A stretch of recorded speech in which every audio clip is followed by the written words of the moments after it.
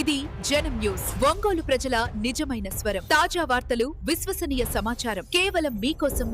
జనం న్యూస్ ఒంగోలు. రాష్ట్రంలో కూటమి ప్రభుత్వం డైవర్షన్ రాజకీయాలకు తెరలేపిందని, అందులో భాగంగానే వైసీపీ నేతల ఇళ్లపై దాడులకు పాల్పడుతున్న జిల్లా వైఎస్ఆర్సీపీ అధ్యక్షులు దర్శి ఎమ్మెల్యే బూచేపల్లి శివప్రసాద్ రెడ్డి విమర్శించారు.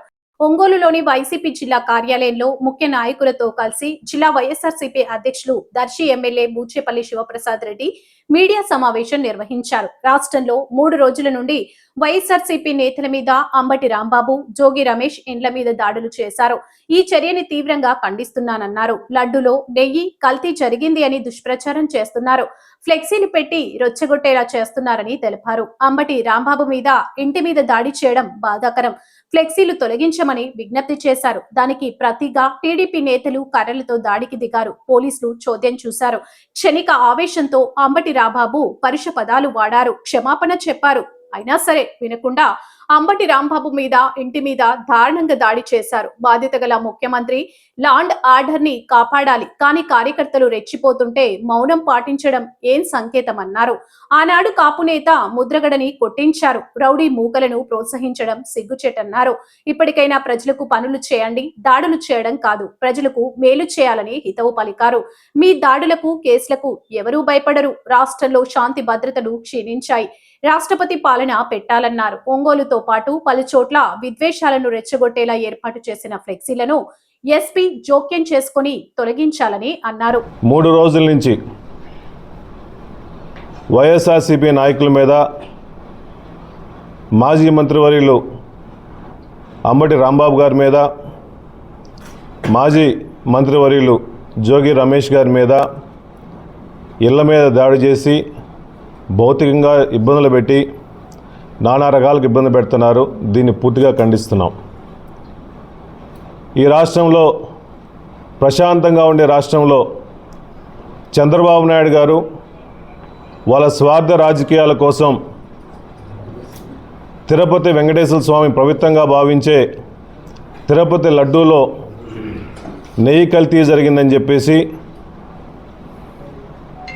ఏ రిపోర్ట్స్ లేకుండా, ఎన్డీడీబీ కానీ ఎన్డీఆర్ఐ రిపోర్ట్స్ ఏమీ లేకుండా కావాలని చెప్పేసి ఒక ఫ్లెక్సీలో కల్తీ జరిగింది, ఆ నెయ్యిలో కుంభకోణం జరిగింది, 250 కోట్ల కుంభకోణం జరిగిందని చెప్పేసి ఏ సంబంధం లేని మా మాజీ ముఖ్యమంత్రి వర్యులు వైఎస్ జగన్మోహన్ గారి మీద, వైవి సుబ్బారెడ్డి గారి మీద, భూమన కరుణాకర్ రెడ్డి గారి మీద, మాజీ టీటీడీ చైర్మన్ మీద కావాలని చెప్పేసి దుష్ప్రచారంగా అన్ని చోట్ల ఒక ఫ్లెక్సీలు కావాలని ఏర్పాటు చేసి ఒక విష సంస్కృతిని నేర్పించి కావాలని మత విద్వేషాలని రెచ్చగొట్టే విధంగా ఈ ఫ్లెక్సీలు పెట్టడం, దీన్ని పూర్తిగా ఖండిస్తున్నాము.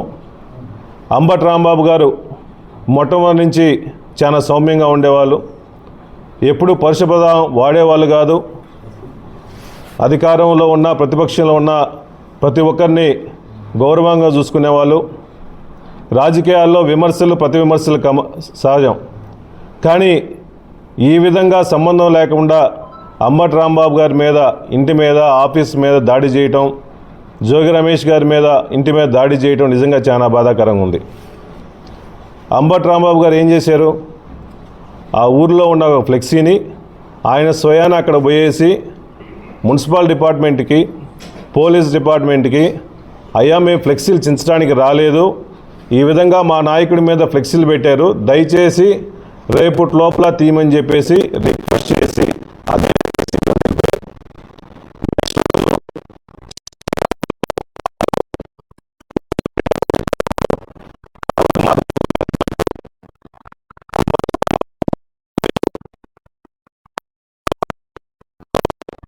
నాయకులందరూ వచ్చేసి చెప్పులతో దాడి చేశారు.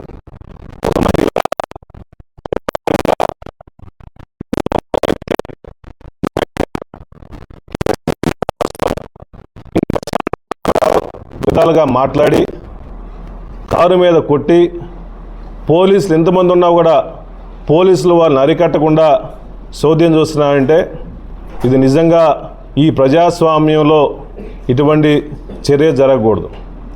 కానీ అంబటి రాంబాబు గారు ఆ రోజు ఆవేశంలో, ఆ క్షణికావేశంలో డోర్ తీసి కొన్ని పరుషజాలం వాడింది వాస్తవమే.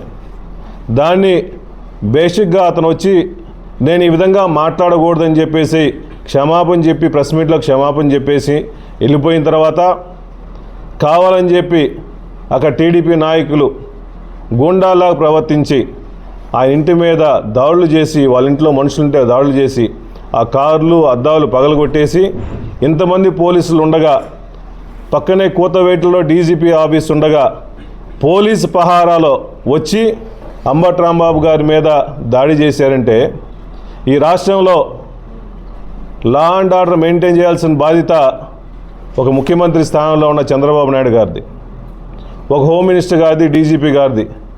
కావాలని చెప్పేసి వీళ్ళే దాడులు చేస్తూ ఉంటే ప్రజాస్వామ్యంలో ఏ దృష్టికి వెళ్తుంది ఈ విధంగా? ఇది నిజంగా చాలా తప్పుడు సంకేతం తీసుకొస్తుందని చెప్పి సభాముఖం తెలియజేస్తున్నా. అయ్యా చంద్రబాబు నాయుడు గారు, గతంలో 2014-19లో మీరు ముఖ్యమంత్రిగా ఉన్నప్పుడు ఆ రోజు కాపు నాయకుల మీద దాడి చేపించి కాపు నాయకులు పోరాటం చేసే నాయకుడు ముద్రగడ పద్మనాభం గారి ఇంటి మీద పోలీసులు వచ్చి వాళ్ళ వైఫ్ని తిట్టి, వాళ్ళ కొడుకుని అసభ్యంగా తిట్టి పోలీసులతో బూటుకాలతో తన సంగతులను చూసాం. ఏం పాపం చేశారు ముద్రగడ పద్మనాభం గారు? ఆ రోజు కాపుల ఐక్యత కోసం, కాపుల పోరాటం కోసం, కాపులకు రిజర్వేషన్ కావాలని చెప్పేసి ఆ రోజు పోరాటం చేశారు. 2014 నుంచి 19 టైంలో ఆ విధంగా ముద్రగడ పద్మనాభం గారు ఇబ్బంది పెట్టారు.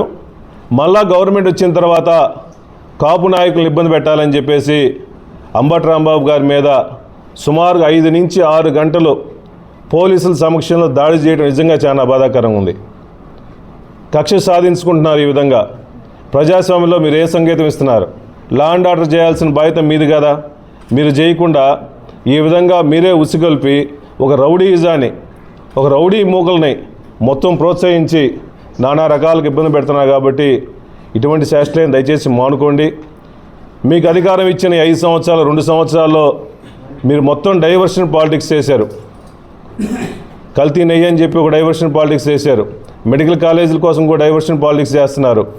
మీడియాని డైవర్ట్ చేసుకోవడం కోసం ఎన్ని చేస్తున్నారు. కాబట్టి ఇచ్చిన టైము, ఇచ్చిన హామీలు, ఇచ్చిన అధికారాన్ని ఉపయోగపడి పేద ప్రజల కోసం సహాయం చేయకుండా ఈ విధంగా వైఎస్ఆర్సీపీ నాయకుల మీద, ఒక బీసీ నాయకుల మీద, ఒక కాపు నాయకుల మీద, అందరి మీద దాడులు చేసుకుంటా ఉంటే అంబటి రాంబాబు గారు ఆయన కేసులు పెట్టినా భయపడడు. ఆయన ఏ విధంగా మట్టు పెట్టాలి, ఒక భౌతికంగా దాడి చేస్తే తప్ప ఈ వైసీపీ నాయకులు లొంగరని చెప్పేసి మొన్న జోగి రమేష్ గారిని, అంబటి రాంబాబు గారిని ఇబ్బంది పెడుతున్నారు. మీరు ఎన్ని ఇబ్బందులు పెట్టినా కూడా, ఎన్ని కేసులు పెట్టినా కూడా, ఎన్ని భౌతికంగా దాడులు చేసినా కూడా ఎవ్వరూ భయపడే ప్రసక్తి లేదు. కార్యకర్తలు, ప్రజలు కూడా ఈ రాష్ట్రాన్ని మొత్తం ఒకే ఇష్యూ మీద సుమారుగా 6 నెలల నుంచి ఈ కల్తీ లడ్డు, కల్తీ నెయ్యి అని చెప్పేసి మీ రాజకీయాల కోసం ఒక దేవుణ్ణి, పరమ పవిత్రమైన వెంకటేశ్వర స్వామిని వాడుకుంటున్నారు. మిమ్మల్ని వెంకటేశ్వర స్వామి వదలడు. ఈ కలియుగంలో ఎవరి శిక్ష వాళ్ళకి ఈ జన్మలోనే ఉంటుంది. అందుకని ఇటువంటి డైవర్షన్ పాలిటిక్స్ మానుకోండి. ఇప్పుడే లా అండ్ ఆర్డర్ మెయింటైన్ చేయండి. లా అండ్ ఆర్డర్ సరిగా లేదు కాబట్టి మేము గవర్నర్ గారిని రిక్వెస్ట్ చేస్తున్నాము. ఈ రాష్ట్రంలో లా అండ్ ఆర్డర్ లేదు కాబట్టి వైఎస్ఆర్సీపీ నాయకులందరినీ మీద దాడులు చేస్తున్నారు. కాబట్టి రాష్ట్రపతి పాలన ఇవ్వాలని చెప్పేసి మేము డిమాండ్ చేసుకుంటున్నాం. ఇదే ఫ్లెక్సీలు అన్ని కూడల్లో, అన్ని చోట్ల, ఒంగోలులో కూడా ఇప్పుడు వచ్చినప్పుడు బైపాస్ కిందే ఉంది. మా నాయకులు కూడా అందరు కంప్లైంట్లు ఇచ్చారు. కమిషనర్కి, అక్కడ సిఐలకి, డిఎస్పీలు కూడా కంప్లైంట్ ఇచ్చేసారు. ఎస్పీ గారు అందరూ ఇంటర్వ్యూన్ అయ్యి దయచేసి లా అండ్ ఆర్డర్ ఇష్యూ రాకుండా ఇక్కడ ఉన్న ఫ్లెక్సీలన్నీ కూడా ఇదే సుప్రీంకోర్టు దృష్టిలో ఉంది, సిబిఐ దృష్టిలో ఉంది. అసత్య ప్రచారాలు మీరు కావాలని చెప్పేసి కల్తీలో జరగని కల్తీని, ఒక అబద్ధాన్ని నిజం చేయాలని చెప్పి ఫ్లెక్సీల రూపాన, పోస్టల్ రూపాన సోషల్ మీడియాలో పోస్ట్ చేస్తున్నారు. దయచేసి పోలీస్ డిపార్ట్మెంట్ వారు లా అండ్ ఆర్డర్ మెయింటైన్ చేసే క్రమంలో ఈ ఫ్లెక్సీలన్నీ తొలగించాలని చెప్పేసి ఎస్పీ గారిని కూడా రిక్వెస్ట్ చేస్తున్నాం.